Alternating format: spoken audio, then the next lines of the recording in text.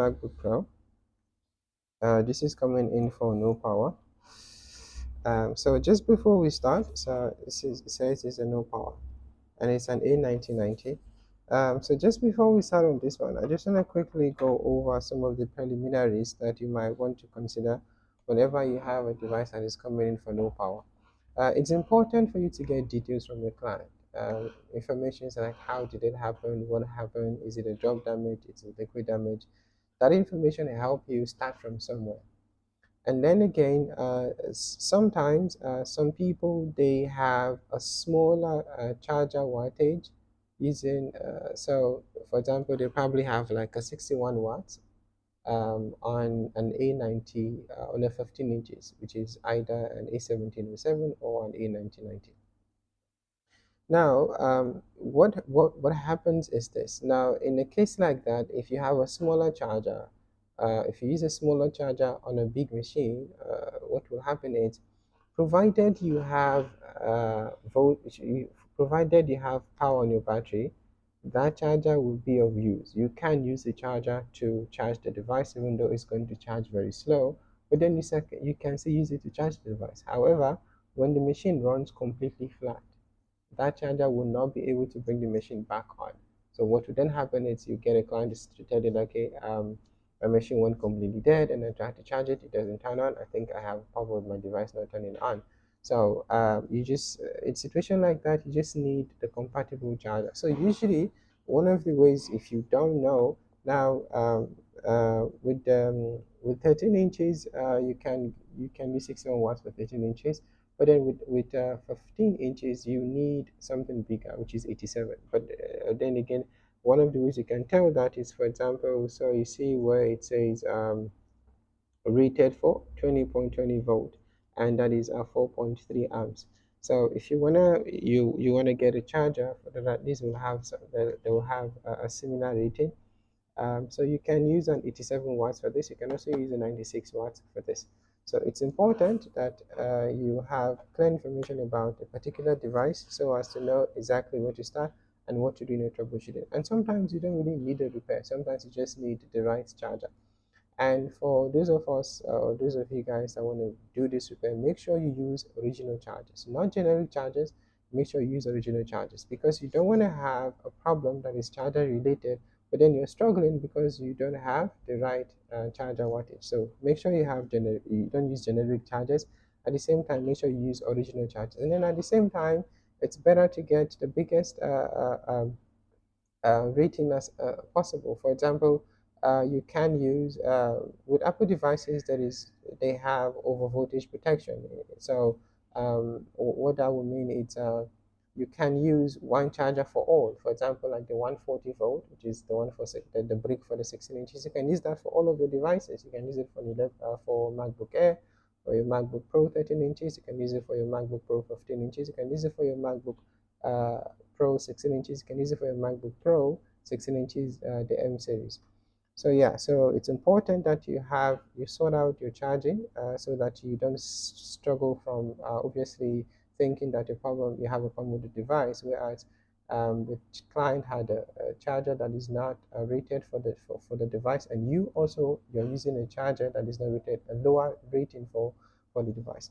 Okay, so that said, we see that this is an A1990, and this is coming from a repair shop. So, which is, I want to think that it could be a C9180, but then I really doubt it, because this is a repair shop, and they most likely, if it is a C9180, most likely they would have resolved it, which and then again, I did explain that C9180 fails in two forms. Sometimes the failure is contained within itself, and other times the failure also affects the voltage regulator IC. In that case, which would then mean that the 12 volt will be sent to the 9 chip instead of the 2.5 volt that is supposed to put out. So when that happens, the device can still be fixed. It will just mean that we'll have to replace the 9 chips.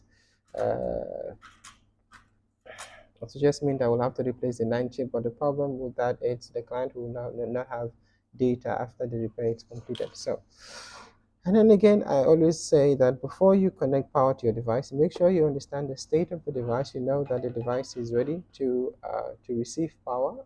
You don't want to use, you don't want your charger to create more harm on the device. Because say for example, if it is that there is an outstanding short, or there is a short on the board, I mean obviously the short becomes harmful to the device when there is power on the device. When there is no power on the device, the short is not harmful. The short stays where it is.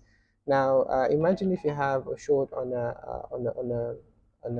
bulk on a buck converter, which is obviously supposed to put out, say, for example, 2.5 volt. And now this is supposed to take a high voltage and then send out a low voltage.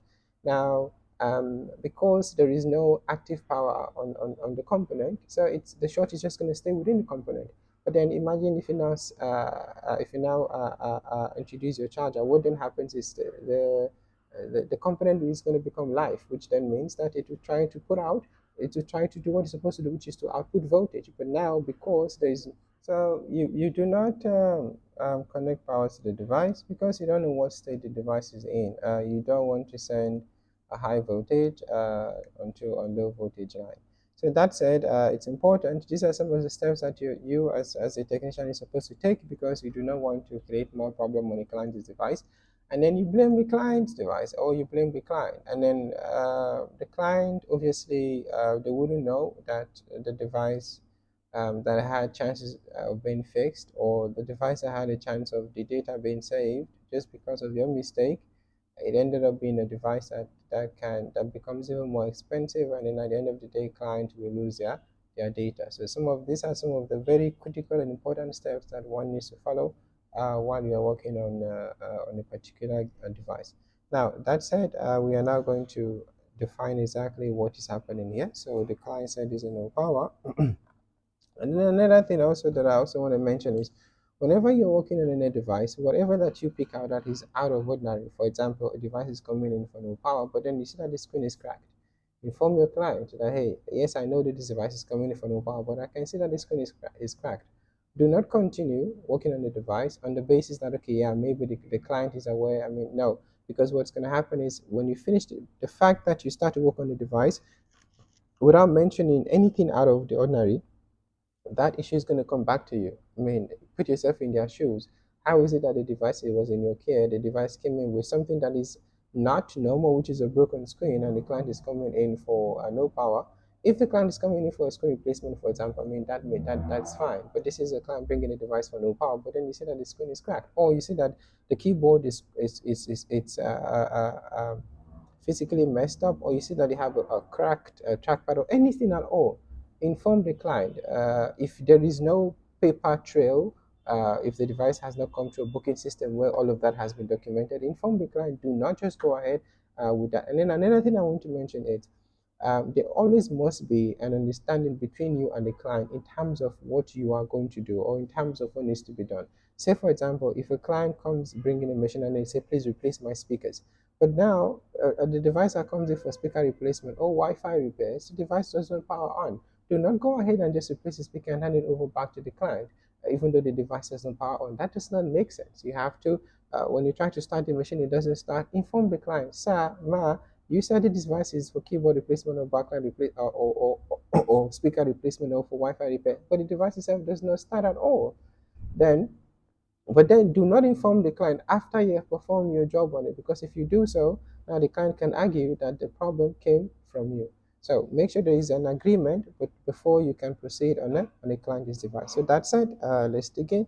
As you guys know now, another thing you guys should also know is that with T2 devices, once you lift the lead, as you know, with T2 devices, once you lift the lead, the device will basically work from standby mode. So which will mean that by default, you find that the trackpad is going to be active. So one of the ways you can tell that there is life on your T2 devices is that you have the trackpad being active. Right now, the trackpad is as hard as the other part of the device because there is no power, and obviously because the device it's coming in for no power. And then again, sometimes you might have a device that's a backlight issue. For example, sometimes clients are not able to properly define to put in the same terms that you understand, like no power, no backlight, not posting. All of that is something that engineers will give definitions to, but clients will not be able to define accordingly. So you have to define exactly what state, or try to understand what your client is trying to say by whatever form of explanation that they are giving you. Okay, so that now that said, let's quickly open up the device. Remember, like I said, because we don't know the state of the device, we are not going to connect power to it. First, we are going to open up the device to make measurements to get to understand what state the device is in, and then we can now take it from there. So I think one of the screws is missing.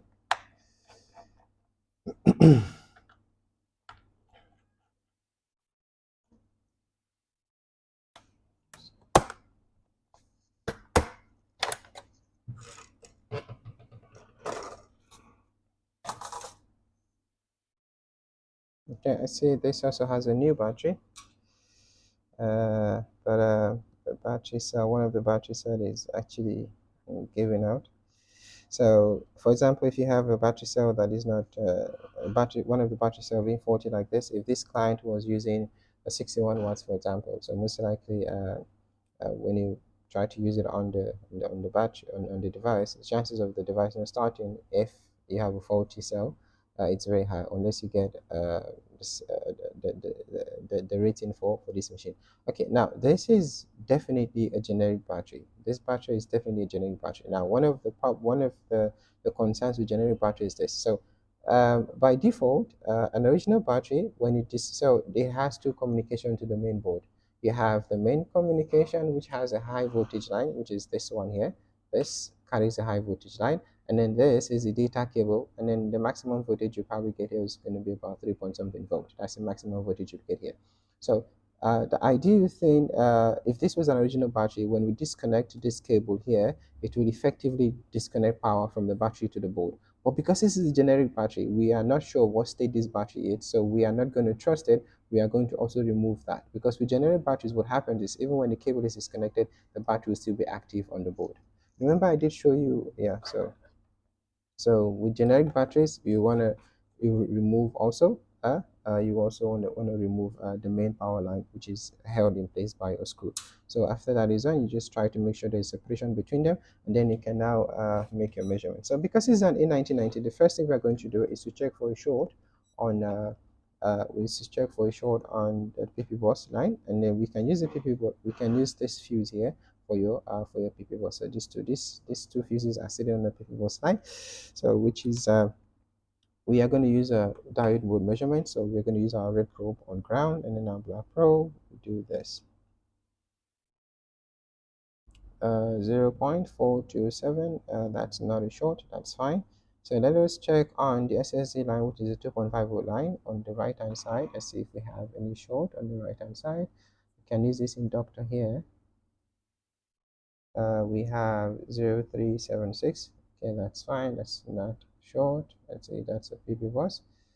Okay, so we don't have a short on our PP bus. Okay, then that's fine. Then in that case, what we're now going to do is we're now going to connect power to the device to get to have an idea of what is happening. So let's connect power to the device.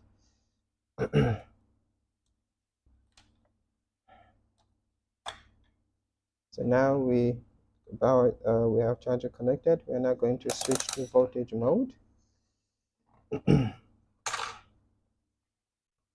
Switching to voltage mode, let's see, what do we have on our PP bus? So we have again our left probe. In this case, because we're measuring for voltage, our black probe is going to be on ground. We can use this for ground, and then our red probe, we can then use that for the fuse. And then we want to see what is it that we'll have on our PP bus line. So we do this. We have 12.6. Now 12.6 will tell us that we do have 20 volt on our PPDC in, because if we had less than that, we will not be getting 12.6. We will probably be getting 12.3. Okay, and it is stable. Okay, and that's fine. Let's check the second port. We have 12.6 there. Let's check the second port. 12.23 before 32 before it boots, and then 12.6. So that's when it boots to 20 volt.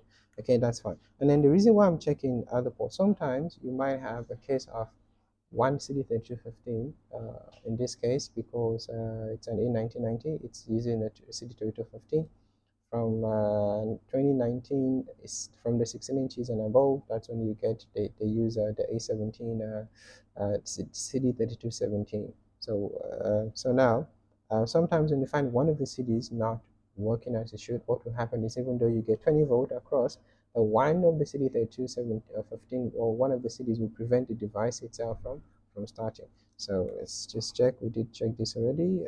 We have 12.6. Just confirm that. Yeah, 12.6. Okay, these two ports are confirmed. Now let's check on this side now. Black probe on ground and then red probe. Okay. 12.3 before boosting. 12.6. Okay, now it's 20 volt. Let's check the final one. 12.3 before boosting to 20 volt. And 12.6. Okay, it looks like we have 20 volt across all of the four ports. Okay, now let's see if we have anything on the screen. Do we have anything on our trackpad? There's nothing on the trackpad. Okay, so we have a device that and then another thing we want to do is we just want to see if the device itself is stuck on DFU mode. So that we can do by connecting. So for Intel devices, the DFU communication port is the second one. If it's an M1, the DFU communication port is the first one, and it is on your left-hand side. Okay, so we're going to use the second port to see if the device is stuck on DFU mode. And you see that we got a pickup. That's most likely that the device is stuck on DFU mode. Okay, so let's see that. Okay, so the device is stuck on recovery. So what we are going to do is we are going to put the battery back, force the device into DFU mode, and then try to revive it.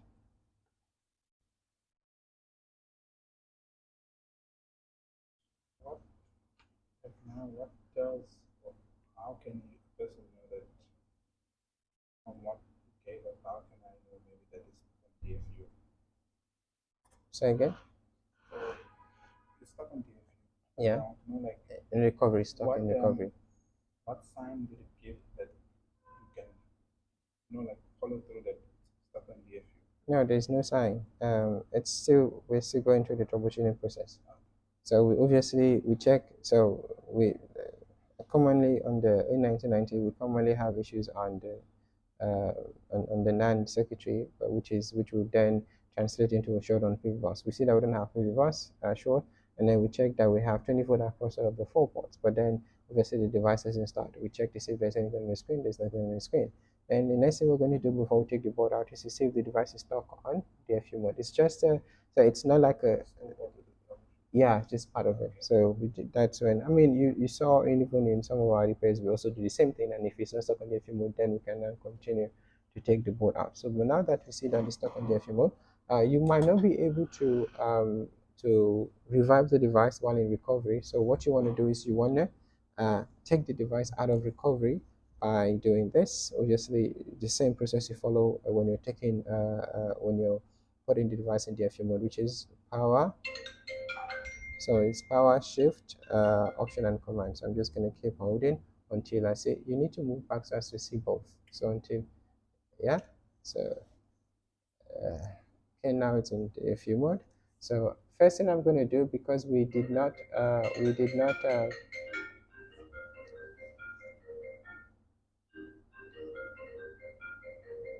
you want to take it?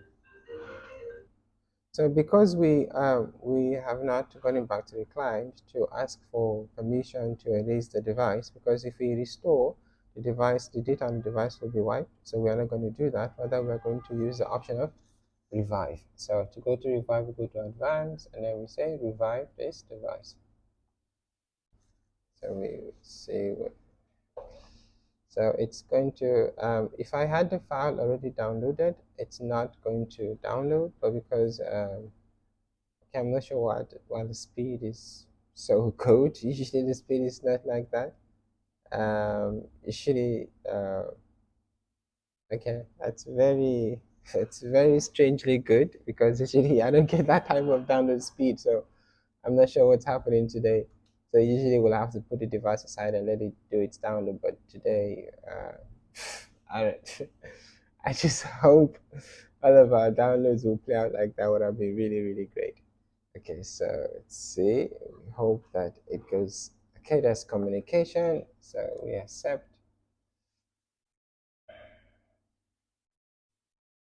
Hopefully, it doesn't come up with an error. That's good. It's communication. It's good. Hopefully, we get a third prompt, which is not a discontinuation or an error message, which will be very good. A third prompt will be very good. Okay, device has disappeared. Yeah. What does it say? Could not be completed. Error message. Error of 775. Okay, so what you're going to do is we're going to get another cable. Let's get another cable.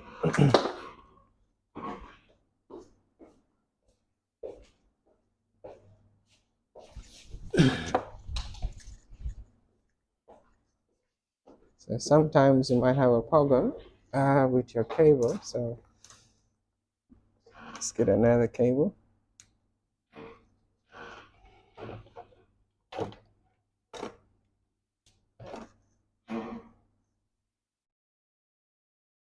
Let's try again. Let's put the device in DFU mode. So he's in power button, right shift, left option, and control. So that will be probably just for about 10 seconds. Okay, it's in DFU mode. Let's try again. So we are going to revive, we are not going to restore. We're using a different cable. Because it's already downloaded, it's only going to unzip and then install. Let's see. Let's hope it goes through this time.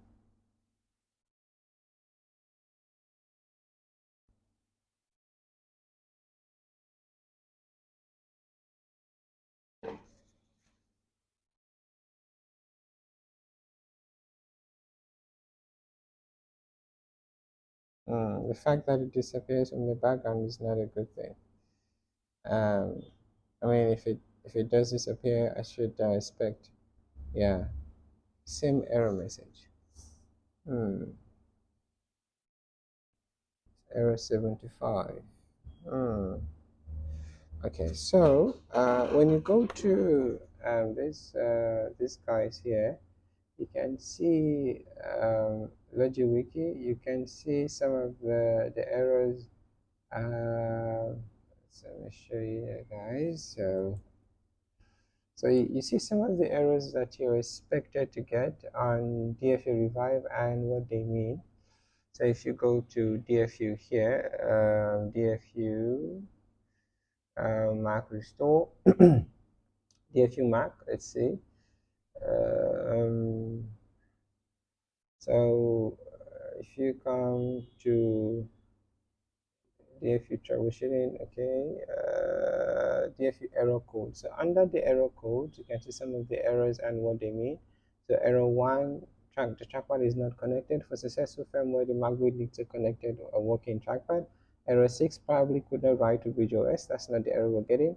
Error 9, this error can have many causes. So quickly finding the cause of its occurrence is quite difficult. That's not the error we're getting. Error 10, bad cable or unstable connection. Error 21, resolved with SoC ROM replacement on MacBooks with M1 processor. This error also means probably problems with NAND chips, such as a failure of one or two NANDs. That's not the error we're getting. We are getting what? It's error 75. So T2 booted in recovery mode, revive would not work. So you see that? So error 75. So it says T2 is booted in recovery mode. Revive is not going to work. So and then we are trying to do a revive, so that's not going to work. We have to obviously do a restore. So let's go back to it. So we're now going to again try to let's try to shut it down and then put it back in DFU mode. And then in this case, we will have to obviously use the restore option.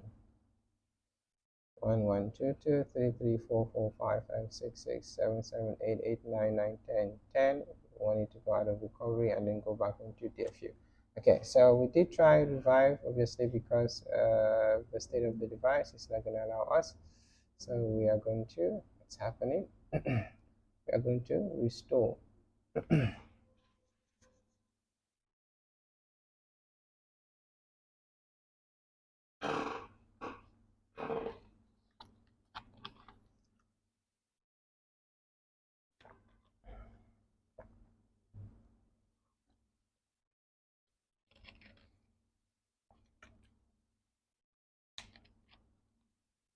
Some of the prompts that we get on the device, by the way, that is because we're using an M1 as our host device.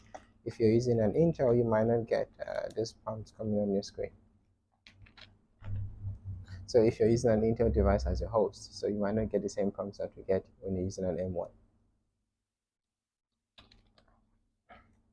Alhamdulillah, that's it. It's a beautiful Apple logo, and so this device was stuck in recovery. And then you guys saw how we did the troubleshooting. So you see now, you see the changes that I'm talking about. So when you get that, you should at the same time simultaneously should have a display on the screen, which is nah, that's fine. What does it say? Could not be. Nah, that's fine. Yeah, that's fine. That's just so this device itself is done. We can now shut it down. Let's try it back on again. But that's strange for it to go back into recovery because we saw that the device is powered back on. Back in recovery. Interesting. Okay, let's try it again. Let's put it back into recovery. DFU because we cannot walk from recovery. Let's put it on DFU. Waiting for that to disappear. Okay, let's try again. And then interestingly, let's see. Why did it go back into recovery?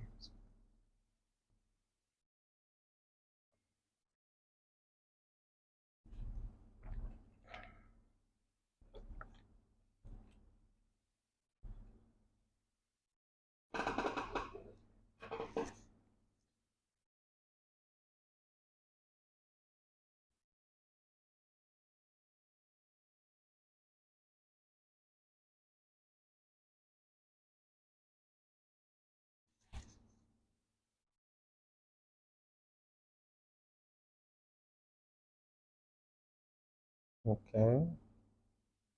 Okay. And it quickly shuts down.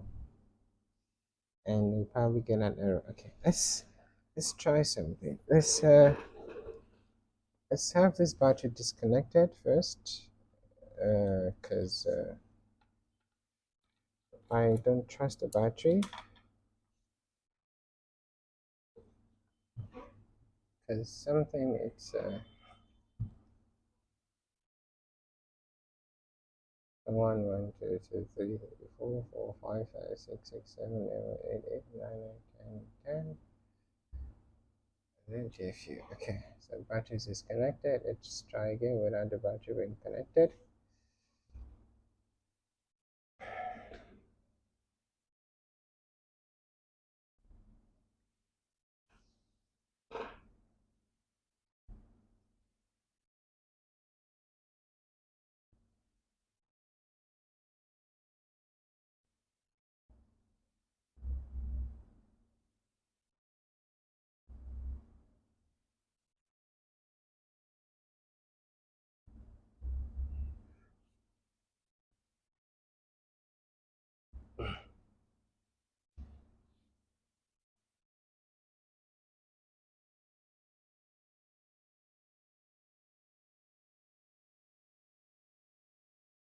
Okay, disappeared again. We have something on the screen. And then it goes off. And we get the same error message. And what is the error? Error 1. So what did they say 1 was? So 1, the trackpad is not connected. So let's see. Let's check that out. Let's disconnect that.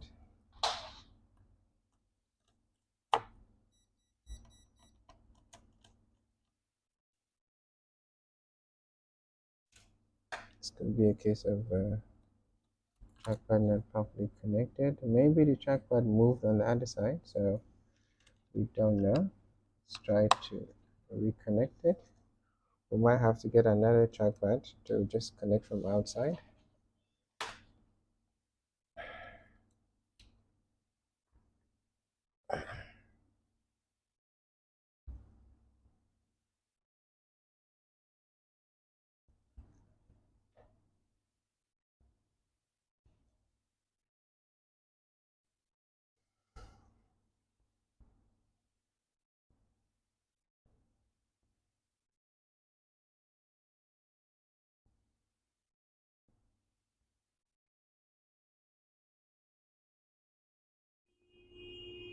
Okay, I'm using a rough port.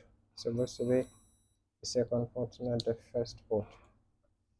Okay, let's do this. 1, 2, 3, 3, 4, 4, 5, 5, 6, 6, 7, 7, 8, 8, 9, 9, 10, 10. Give you okay. And then let's try now. If it doesn't work, we might have to get another trackpad. We just connect the trackpad to it from outside. So either the trackpad itself might have issues. Oh, the trackpad cable is loosed from the side of the trackpad itself. So let's see what happens now.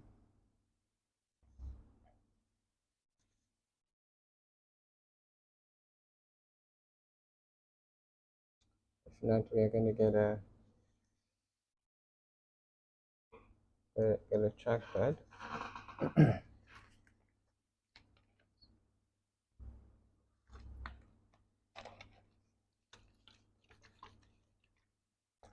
Disappears again. And then it tries to start and the same error. Okay, so let's remove this trackpad.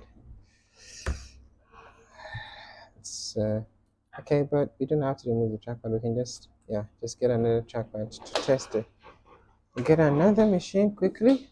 Take this trackpad out to test it.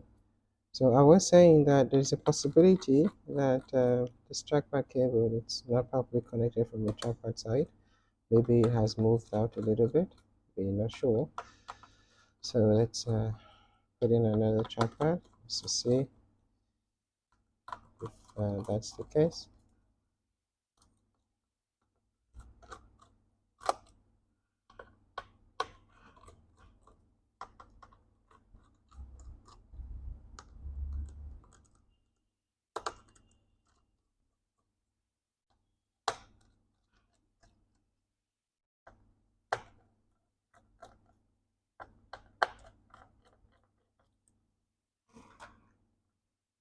Okay.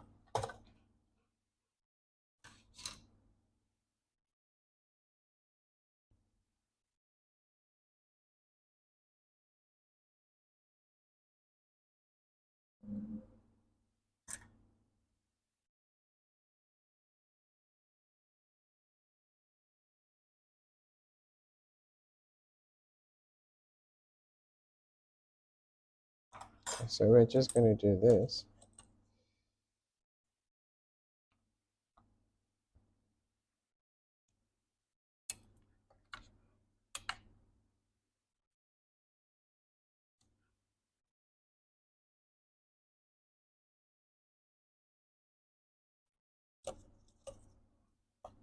Okay. Let's try again.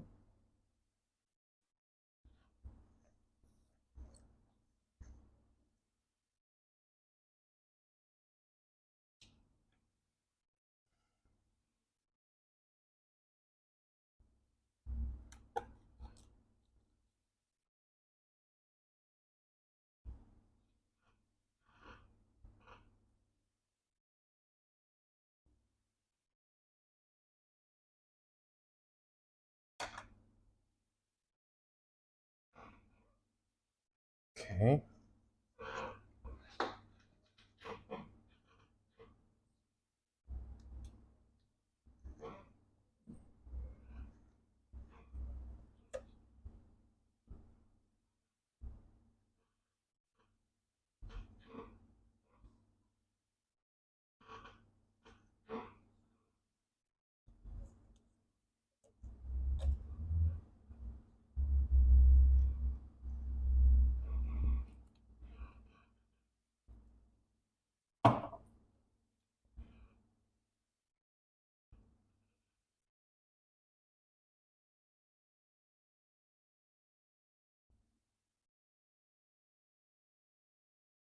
Okay, and if you want, let's try again.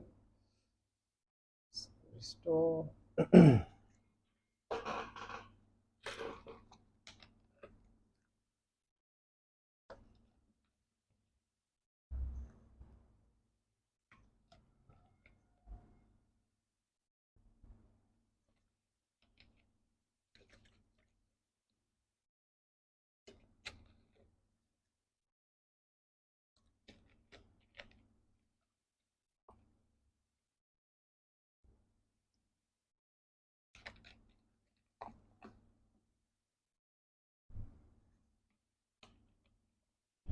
So something I'm going to check quickly. So immediately the trackpad.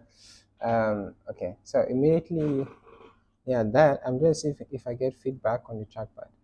If I don't get feedback on the trackpad, it might be that there's a problem on the trackpad line. Do you understand? Now that it's on, there should be feedback on the trackpad. If I don't have feedback on the trackpad, it could just be that there's an issue on the trackpad line. So we can just quickly we can go ahead and check that. So let's see if we get the same error. If we get the same error, let's wait for it. Device is off.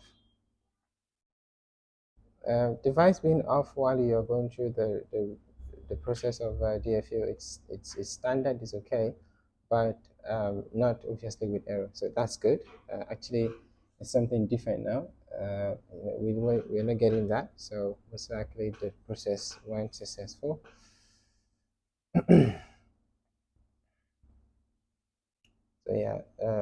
yeah, that's good. That's a beautiful one. Now that you have a lock, it means that the process was successful.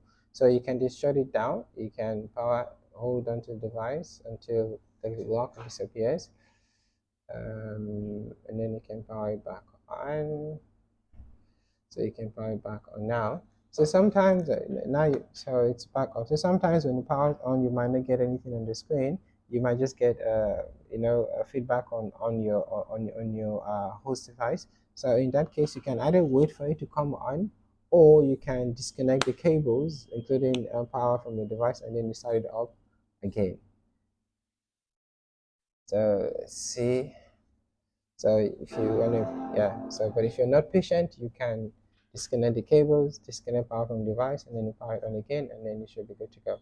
Okay, that's it, guys. Two things I want to mention here. So you saw the troubleshooting process that we went through. So we don't have one solution for all, as you guys can tell by now. So the solution is specific to the issue or the troubleshooting that the troubleshooting process that you take. It's going to tell you what you need to do. As you guys can see, this is an A1990. It was stuck in recovery. We didn't know it was stuck in recovery. We were following the standard troubleshooting procedure, and then we decided to check if the device is and then the reason why we had to check that was something we had to do before having to take the board out, because we saw that commonly with the A1990s, you have a situation where the device will have issues with the 9 chip, uh, due to your U9080. But in this case, that was not the case. We have PP bus is fine. PPDC in is 20 volt. We have 12.6 on PP bus, but still the device is not starting. So what did we have to do? We had to check to see if the device is stuck on recovery, and then we found it to be yes, it was actually stuck on recovery. You cannot perform DFU. Performing DFU mode while the device is in recovery is going to be difficult. You run into several errors. So rather, you have to switch the device from recovery down to DFU. So we tried that the first time, the process did not go through, and then it gave us an error 75, which is pointing to that the device, because the device was stuck in recovery, revive is not going to work. You have to restore. So we had to choose the restore option. The restore option that we chose, the process was completed up until the last phase, but then it cuts out when it's about finalizing the last phase, and then it gave us error one. We went to check what error one is. It tells us that error one is pointing to the trackpad. So we had to change the trackpad, obviously, by just putting in a. We did that by obviously just connecting a different trackpad without having to replace it, without having to remove the one there. So, and then after we did that, we see that the revive process was successful. Then another thing we wanted to do, if even after this is connected, if it still didn't go through, if it still gives us error on trackpad, we are then now going to obviously go onto the trackpad line on the board to see if the trackpad if there is any issue on the trackpad as secretary. But that's about that. Thank you guys, and then I will see you guys in the next one.